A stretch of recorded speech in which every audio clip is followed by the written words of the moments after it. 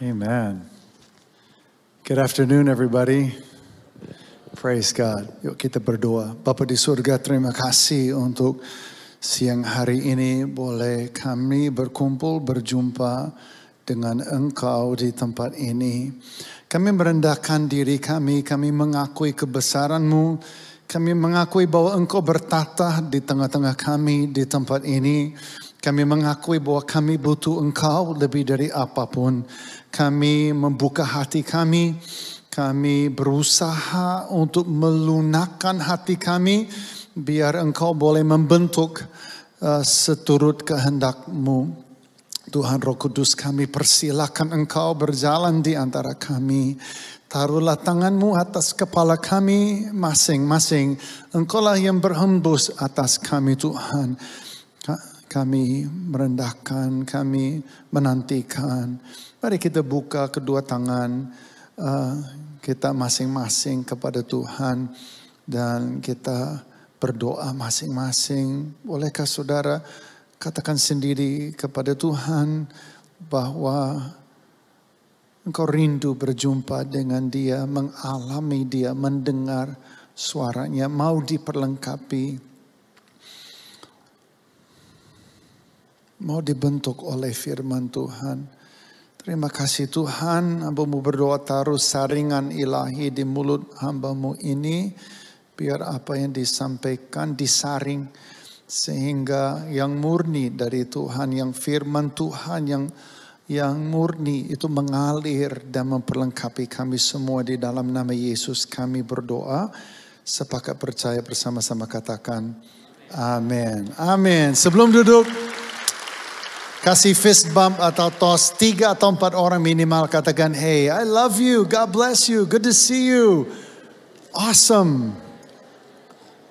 Praise God. Amen. Kalau sudah puas boleh duduk kembali. Okay.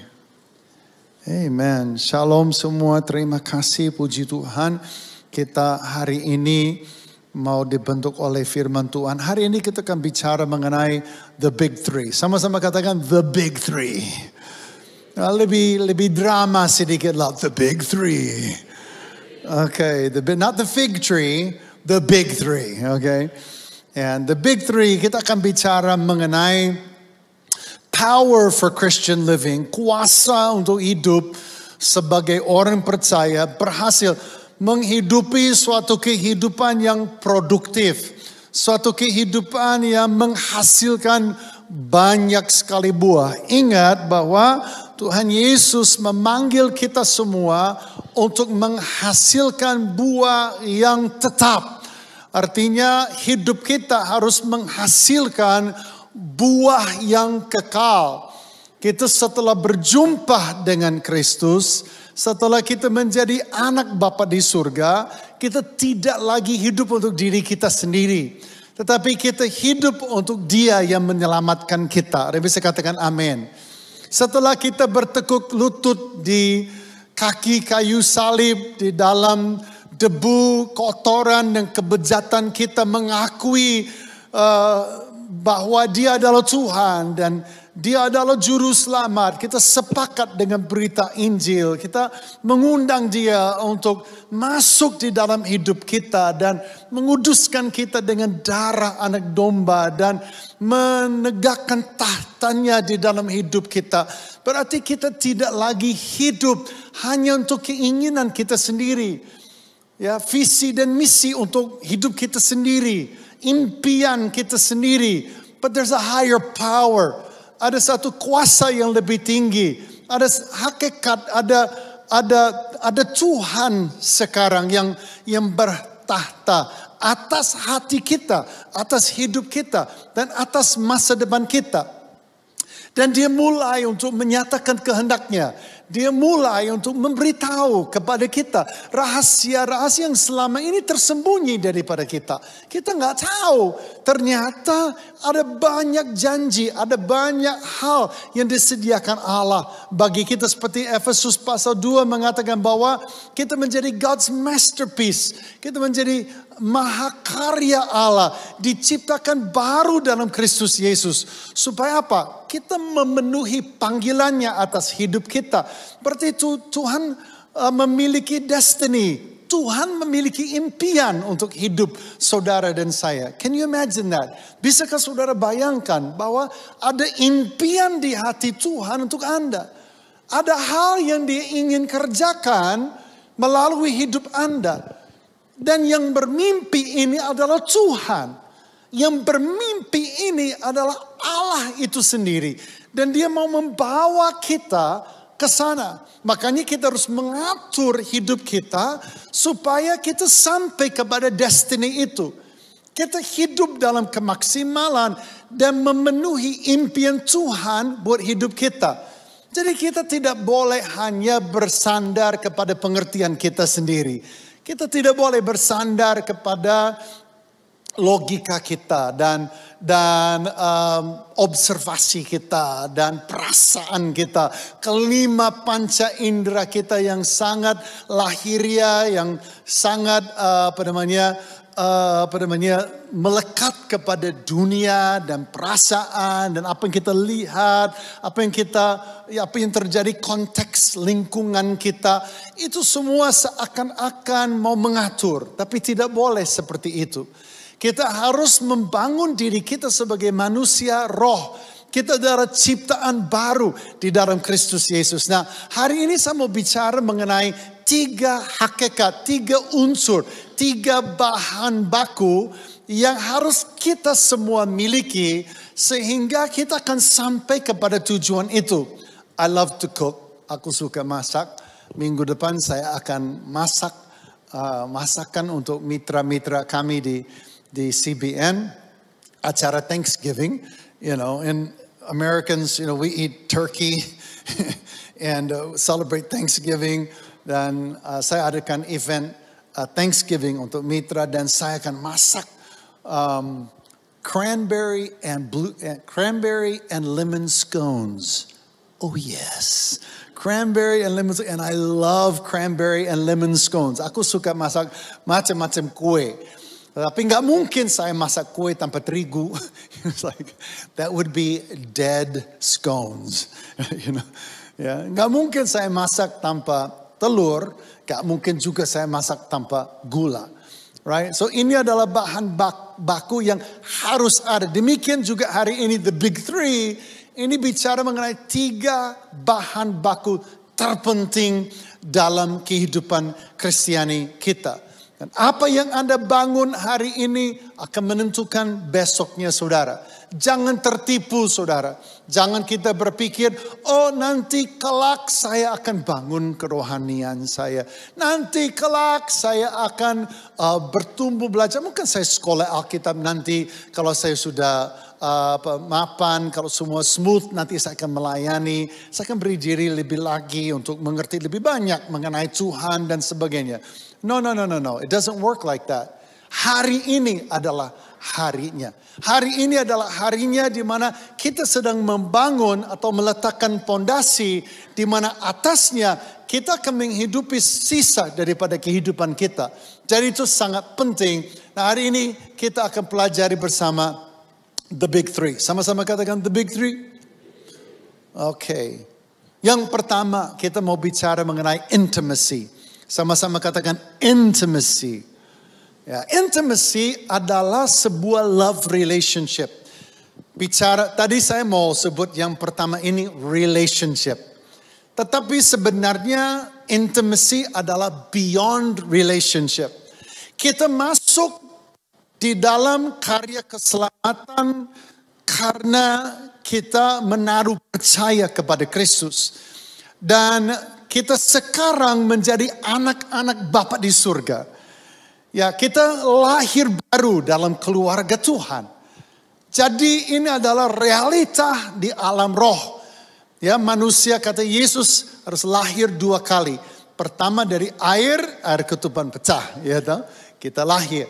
Tapi yang kedua kali itu dari roh. Dan kita lahir baru menjadi anak daripada keluarga yang di alam roh itu keluarga Bapa di surga. Tapi kemudian hubungan ini harus kita invest. Hubungan ini harus dibangun. Tidak ada keintiman tanpa investasi. Tidak ada keintiman tanpa usaha. Tidak ada keintiman tanpa pengorbanan. Tidak ada namanya intim kalau tidak kita memberi waktu. Keintiman bicara mengenai a love relationship. Dan bagi saya ini hal yang sangat sulit waktu saya orang Kristen yang muda. Karena papi saya figur ayah ya atau figur bapak dalam hidup saya adalah seorang pria yang kelahiran zaman Perang Dunia Kedua. Dia juga bekas militer.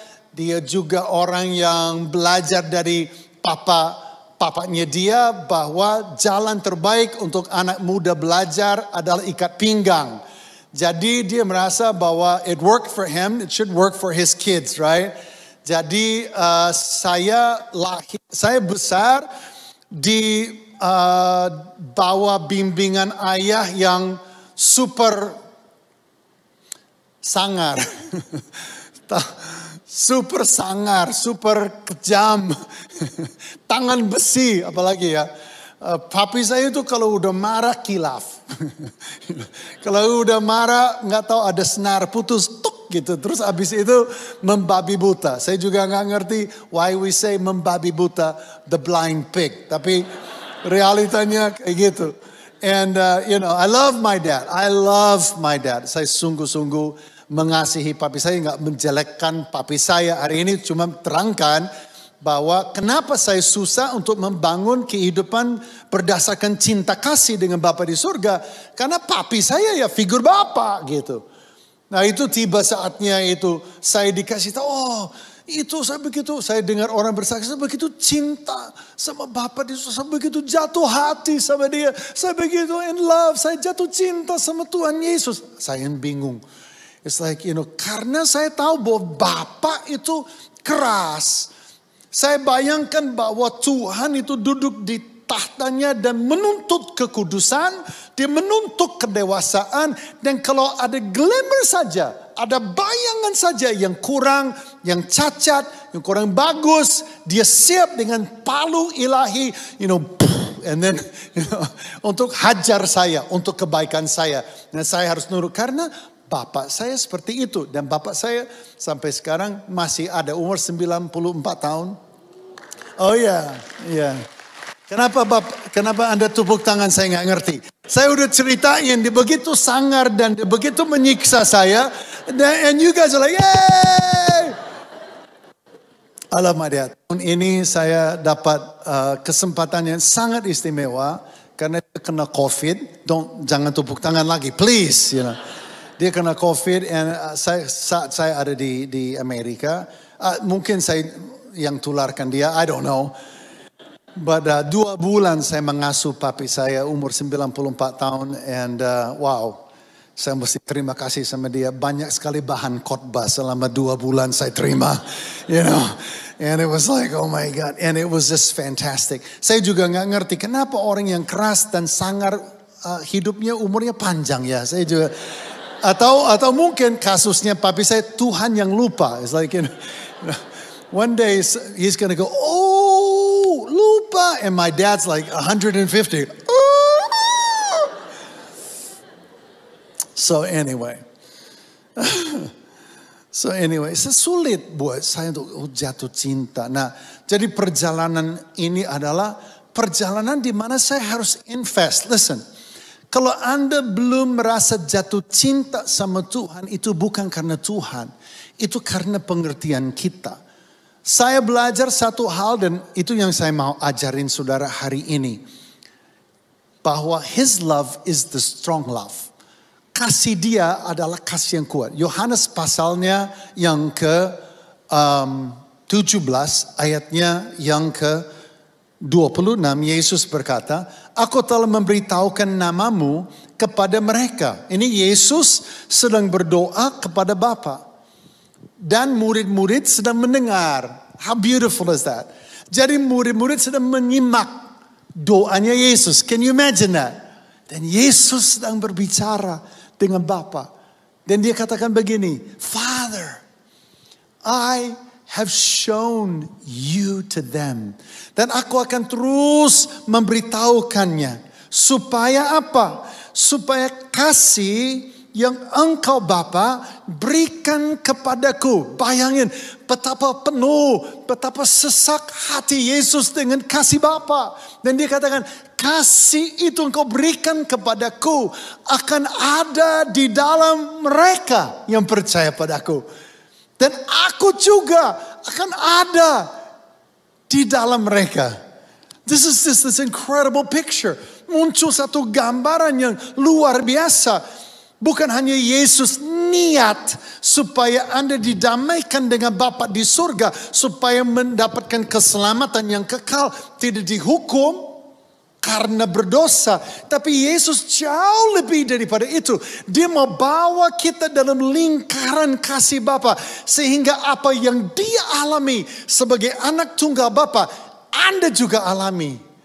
Wah, saya mau beritahu kepada Anda hari ini.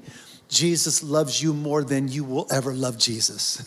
Yesus mengasihi Anda jauh lebih daripada Anda akan pernah mengasihi dia. Dia sekarang hari ini berdiri di depan Anda dengan tangan terulur. Menanti saatnya Anda raih tangannya. Matanya tertuju padamu. Dan dia mencintai Anda dengan segenap hati. Bahkan dia sudah membuktikan cinta itu. Dengan dia mati atas kayu salib untuk Anda. Dan dia tidak berubah pikiran. Besok dia tidak akan berubah pikiran. Lusa dia tidak akan berubah pikiran. Dia mengasihimu hari ini dengan apa adanya kamu. Ini adalah fakta. Ini adalah realita yang ada di hati Tuhan. Dulu saya nggak bisa bayangkan hal ini. Makanya saya tidak alami. Dan sampai saya seorang misionaris di Indonesia, sampai bahkan saya membangun pelayanan, saya masih belum pernah alami sampai saya pergi retreat satu saat. Di retreat itu tuh retreat hamba Tuhan. And it's like dari mancanegara. 2 minggu, they call it the School of Ministry. School of Ministry. Dan datanglah hamba-hamba Tuhan, orang-orang gak hanya gembala gereja, tapi orang seperti saya yang pegang pelayanan atau yayasan dan sebagainya. Jadi datang di situ, dan saya masih ingat di hari pertama kami berdiri, ada mungkin 30 atau 40 orang dari seluruh dunia. Dan kami sedang berada dalam satu ibadah, memuji menyembah Tuhan. Masing-masing dengan jaimnya. I don't know if you can understand this, you know. Tapi 40 hamba Tuhan, and we're all like, hallelujah, you know. And we're all, and you know, this like, masing-masing dengan karunia ngintip, you know. Sambil menyembah Tuhan, sambil lihat-lihat, you know. What's happening, who's here, gitu. Kecuali satu orang. Orang ini namanya Brian. Brian ini dia berlutut di depan. Dia maju di depan kita semua. Dia berlutut di situ. Drama banget. Kayak drama. Saya sebutnya like a drama queen. You know. And it's like, dia buka tangan. Dia menangada ke atas dalam pujian penyembahan. Dia nangis. Air mata itu sampai menetes ke karpet. Dan dia menyembah Tuhan. Habis itu ganti gaya. Dia turun ke bawah. Karpet, mukanya langsung ke karpet. Dia nangis. And immediately, seketika itu juga, gua gak suka banget sama Brian. You know what I mean? Kita lihat Brian, it's like, what the heck? This guy showing demonstrasi betapa dia cinta sama Tuhan, you know. And it's just like, gua gak suka banget ya. And dia punya kebiasaan buruk menurut saya. Karena ini jalan 2 minggu, saya pikir hari ini cukup deh. Itu hari ini, besok lu normal ya, lu ya. Ya kan, gak mungkin lu bertahan. Hari kedua begitu juga. Hari ketiga begitu juga. Gila, ini orang tahan banting ya gitu. Terus sampai seminggu begitu juga. Lama-lama aku bingung gitu loh. Terus dia punya bahasa roh, gayanya aneh. Dia bilang begini, shake a hey. Wow, shake a hey. Dalam hati gue pikir, apa sih shake a hey? Gue gak ngerti juga. Bahasa Ibrani ada gak shake a hey gitu. Shake hey ini, shake hey itu. Sampai kita duduk meja makan. Sambil tuh makan siang gitu. Saya di meja saya ngobrol gitu ya. Tapi di mejanya dia makan. Dia manggil, dia sambil makan sambil haleluya. Oh, makan aja haleluya. Oh, gimana gitu haleluya. Itu sebenarnya keselnya yang ada di hati saya, itu kesel campur iri. You understand? Kesel bener loh, kesel beneran. Tapi campur iri. Jangan-jangan this guy really experiencing something gitu. Terus dia sambil makan, dia dengar keluh kesah temannya, dia tepokin temannya. Dia tepokin temannya jatuh, gubrak. Nangis. Loh, shekehe kata Brian. Kalau di meja saya nggak ada yang gubrak, nggak ada.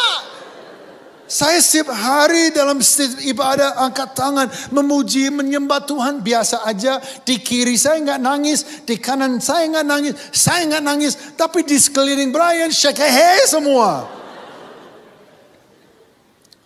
Tuhan mulai ajarin Brian ini istrinya 4, hidup dia rusak dari dulu, rusak. Tinggal di Las Vegas, Nevada. Gambling, drinking, women, rusak hancur. Sampai berjumpa dengan Yesus. Waktu dia berjumpa dengan Yesus, hidupnya seluruhnya diputar balikan. Dan dia berjumpa dengan Tuhan yang mencintai dia. Bukan dia yang mengejar dan mencintai Tuhan. Tuhan mencintai dia. Dia alami itu, dia bersalaman dengan itu. Dan hidupnya diubahkan. Tuhan menunjukkan betapa sombongnya saya. Berpikir bahwa saya dengan kekuatan saya bisa begitu membuktikan cinta kasih saya akan Tuhan. It's the other way around. Dia yang membuktikan kepadaku dan waktu saya alami itu. Di akhir 2 minggu itu. Ada Brian di karpet. Nangis shekehe. Di samping Brian adalah saya juga di situ. Di samping dia. Karpetnya bisa basah. Berjam-jam saya ada di situ nangis meraung-raung. Sementara saya dibelai oleh Brian shekehe. Hidup saya berubah. Saya berjumpa dengan Tuhan yang tidak pernah berubah pikiran terhadap aku. Dan dia mengasihi aku. Yang saya mau katakan kepada Anda hari ini. Every single one of you. Setiap Anda bisa berjumpa dengan kasih. Dan bangun hubungan cinta kasih dengan Tuhan.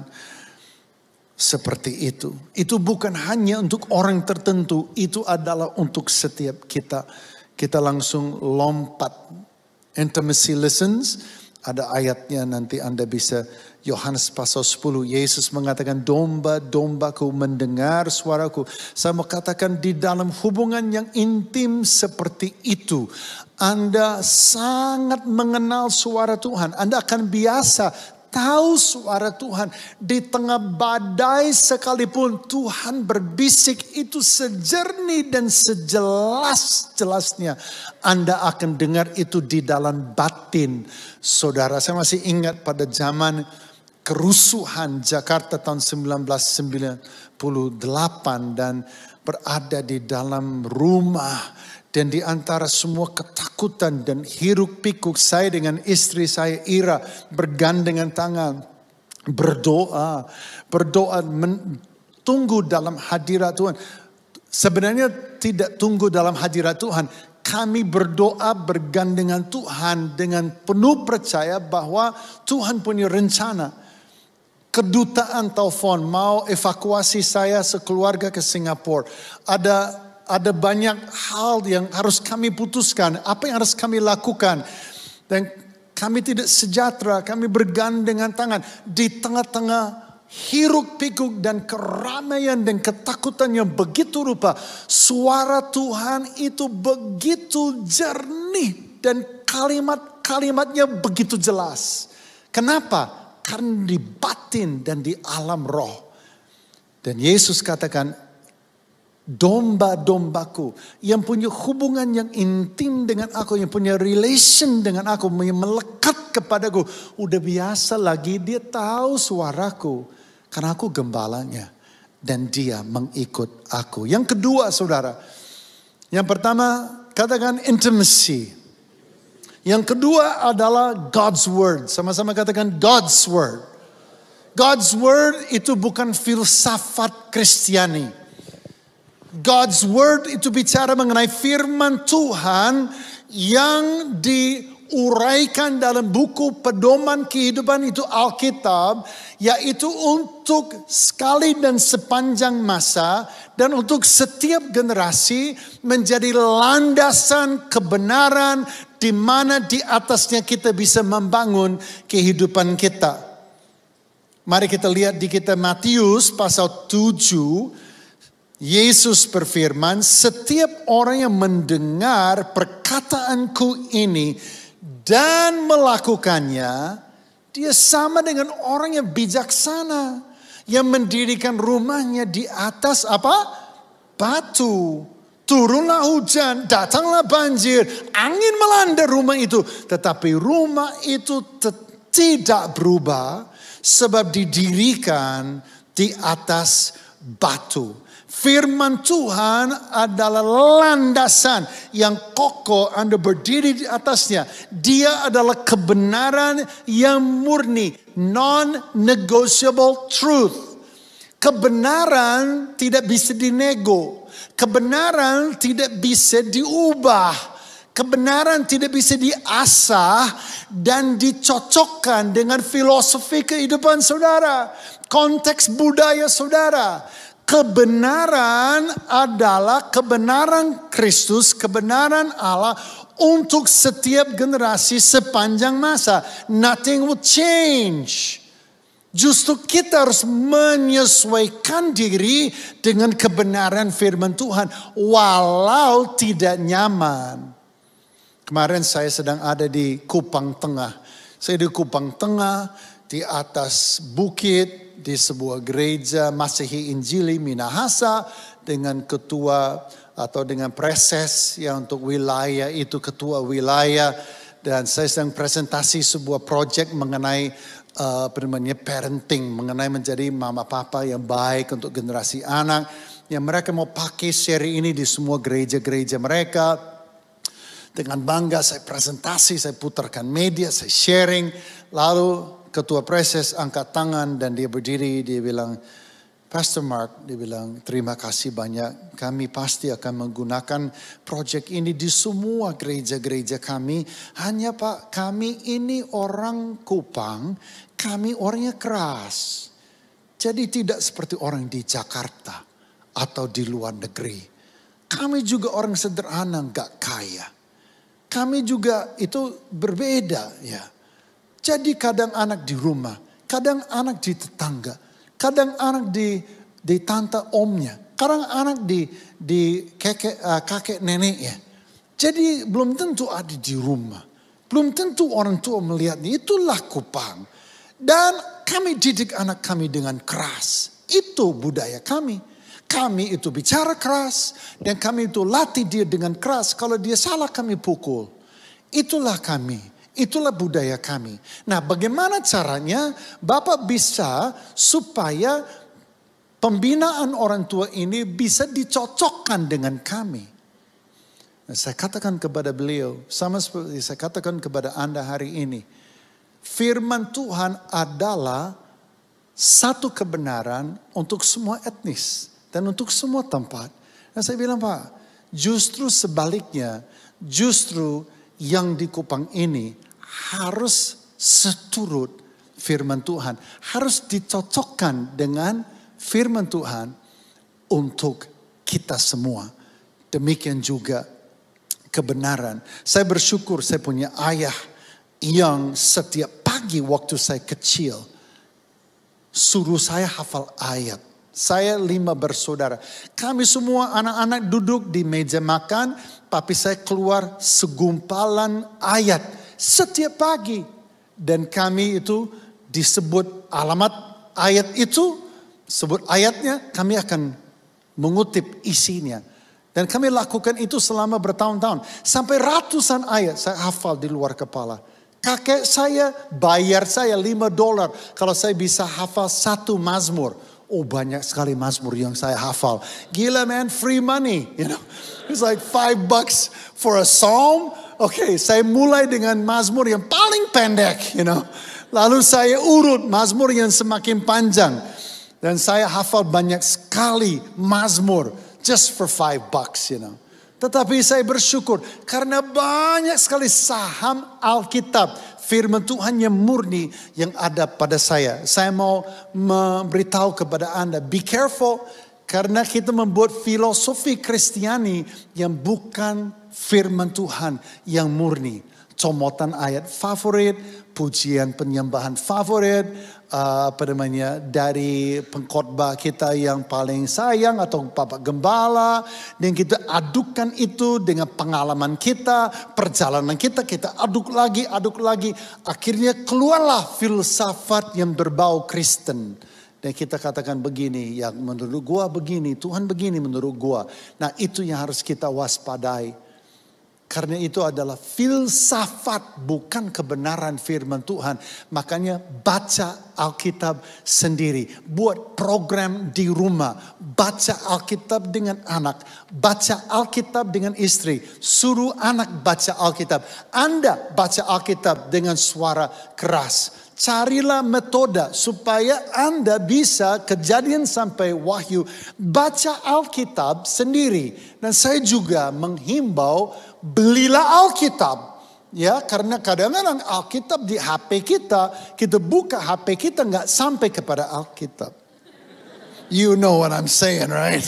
You know, makanya otot yang paling kuat di tubuh manusia adalah ibu jari, right? Because we're like, and so we never get there. Buy a Bible, belilah Alkitab. Saya jamin kalau Anda ambil Alkitab bukunya, Anda buka itu, you can just read the Bible. Tidak ada kompetisi yang lain. Kita langsung lompat kepada yang nextnya. Ya, karena waktu. Wow, terakhir. Oke, yang pertama katakan intimacy. Kedua, God's Word. Yang ketiga adalah faith. Sama-sama katakan faith. Ya. Faith ini saudara adalah hal yang berada di antara Anda dengan janji-janji Allah. Karena yang berkenan di hadapan Tuhan adalah orang yang punya faith. Setiap janji besar yang Tuhan berikan buat Anda, ada perjalanan iman yang dikaitkan dengannya. Tuhan berfirman kepada Yosua, ketahuilah aku serahkan ke tanganmu Yeriko ini beserta rajanya dan pahlawan-pahlawannya yang gagah perkasa.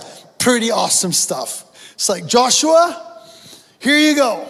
Here's Jericho, kota berbenteng dengan rajanya, dengan pahlawannya gagah perkasa.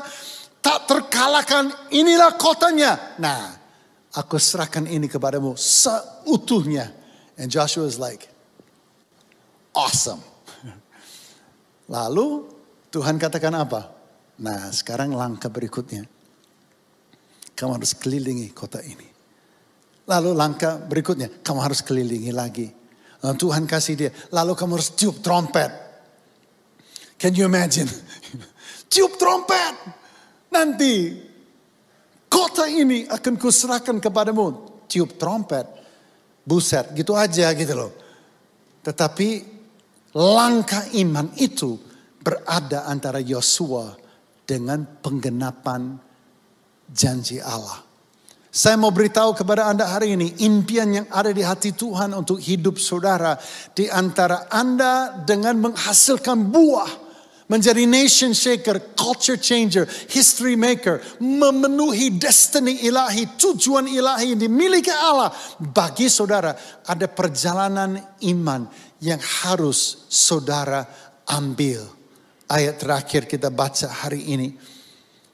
Di kitab 1 Yohanes pasal yang kelima ayat yang keempat. Mari kita baca ini bersama-sama. 3, 2, 1. Sebab semua yang lahir dari Allah mengalahkan dunia. Dan inilah kemenangan yang mengalahkan dunia. Apa? Iman kita. Iman mulai dari mana? Ketaatan yang kecil. Kita melatih diri kita dari hal yang kecil. Tuhan bicara, kita bertindak. Tuhan bicara, kita bertindak. Faith is action. Iman bukan mendengar saja. Iman adalah melakukan. Sama-sama katakan faith is action. Makanya kitab Yakobus mengatakan, waduh kalian itu jadi pendengar tapi tidak menjadi pelaku lah. Bagaimana sih? Yakobus itu sampai gemes, sampai dia kelelep. Ngerti gak kelelep? Kesedak. It's like, come on man. Ini firman Tuhan, kamu harus bertindak baru kamu alami. Bertindak mujizat terjadi. Bertindak kerajaan Allah nyata. Bertindak Tuhan turun tangan. Bertindak Tuhan nyata. Bertindak impian terwujud. Bertindak dong. Jangan hanya setuju dengan firman hari ini. Khotbah mungkin bagus. Anda bilang yes, puji Tuhan, amin, setuju. Tetapi kalau enggak disertai dengan tindakan, nothing happen. Harus mulai dengan yang kecil. Every day latihlah dirimu. Semakin sering Anda alami, semakin sering Anda mengalami, Tuhan akan tambahkan dan tambahkan dan tambahkan. Sampai Anda menjadi mesin iman berjalan. Anda bisa percaya untuk hal besar, percaya untuk orang lain. Anda bisa menjadi teladan bagi orang banyak. Kesaksiannya banyak, ya, beritanya banyak, pengalaman dengan Tuhan kaya. Inilah adalah hakikat yang ketiga. Sama-sama katakan the big three. Yang pertama, intimacy. Kedua, God's word. Ketiga, mari kita bangkit berdiri. Wow.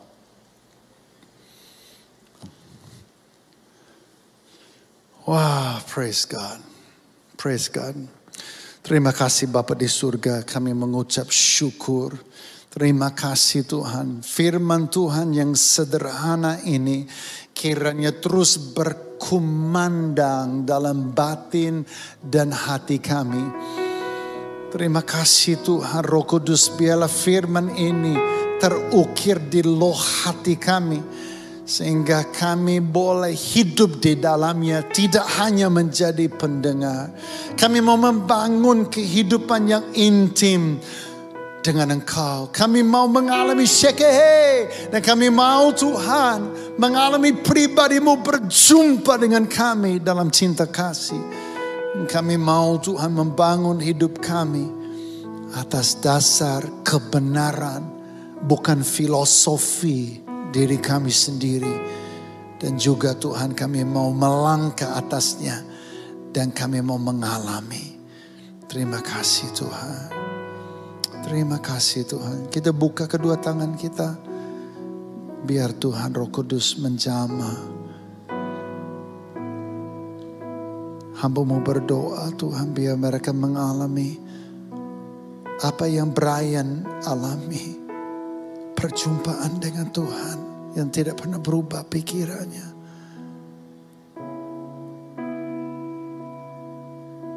Dan dari situ mereka mendengar suara-Mu.